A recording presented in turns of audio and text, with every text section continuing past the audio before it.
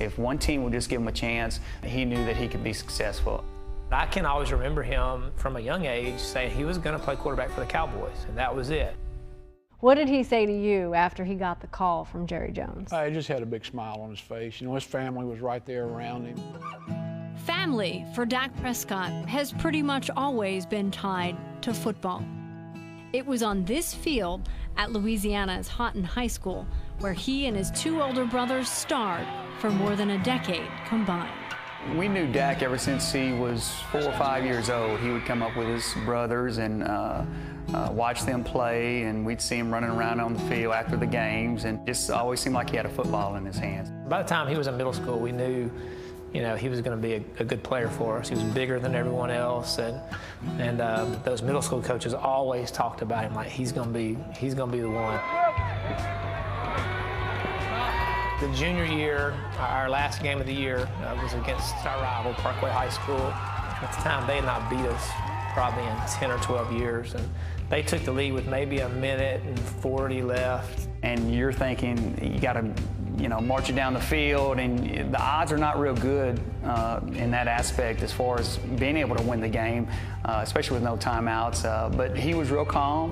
And he said, "Coach, we got this." And sure enough, marches them right down the field, and we end up scoring to win the district championship. We kind of compared him to John Elway because John Elway had all these just great fourth quarter comebacks. Dak's fourth quarter heroics stood out on the field, but it was a simple gesture towards his team manager that revealed his character. Kyle Brister was, you know, an autistic kid that we had, and helped us out for a lot of years. He was functional but pretty severely autistic. Of course, the guy was a genius now. He could tell you, you know, any number in the world. We gave him things that he could do to help us. He helped with the laundry in here. We were going into the playoffs, but he was leaving after our 10th game, and it was the game that we actually won the district championship. Dak decides that the whole team's going to carry him off the field on their shoulders. For a guy that's in here with us every day, but isn't technically on the team, you know, that made him feel like he was on the team. I can still see the smile on his face. He'll never forget that, and being part of our program and what those kids did for him. Where do you think that comes from? His mom's probably a big part of that. Dak's mother, Peggy Prescott, was a single mom who worked multiple jobs.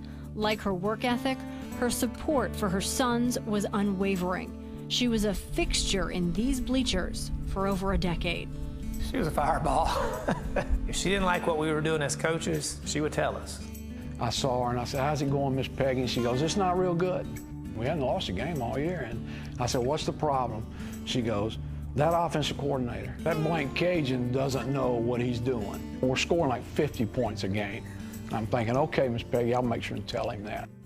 She was hard. I mean, she was hard on him. He was the baby of the family, but he was really the baby of the family to her, and she's very protective of him, wanted him to do right, and he did all the time. All right, give me a hand, guys.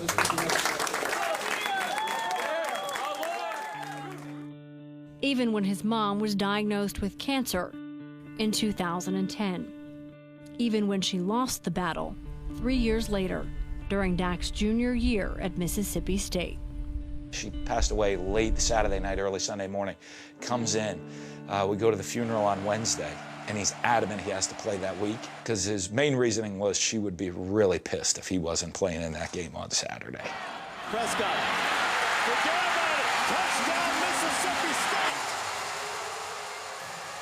What would his mom say to him now? She would say she's proud. And, you know, we all are. I mean, She would be up here right now telling us, "I told you so. I told you he was going to play quarterback for the Cowboys." I have no doubt about that. I think his mom, he wanted to please his mom all the time, and he still wants to do it today, I can promise you. That's a big factor in what he does. It's not Halton High School or me or somebody else. He wants mom to be happy, and that's why he's playing.